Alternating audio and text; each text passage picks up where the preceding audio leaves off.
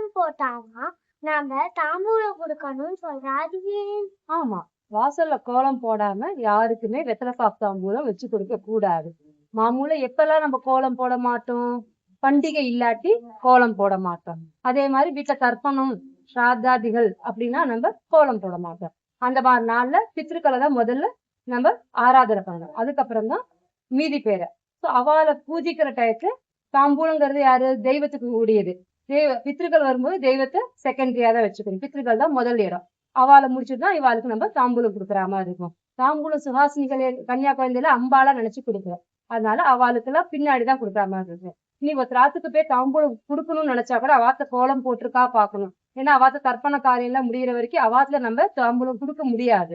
ஒரு ராத்துக்கு போய் தாம்பூலம் கொடுக்கணும்னாலும், ஒரு ராத்த போய் தாம்பூலம் வாங்கிக்கணும்னாலும், கூப்பிடணும்னாலும் இந்த ஆத்து வாசல்லையும் கோலம் போட்டுக்கணும், அந்த ஆத்து வாசல்லையும் கோலம் போட்டுக்கணும். கோலங்கிறது முக்கியமானது. தாம்பூலம் கொடுக்கறதுக்கு வாசல கோலம் இருக்குங்கிறது செக் பண்ணிக்கணும்.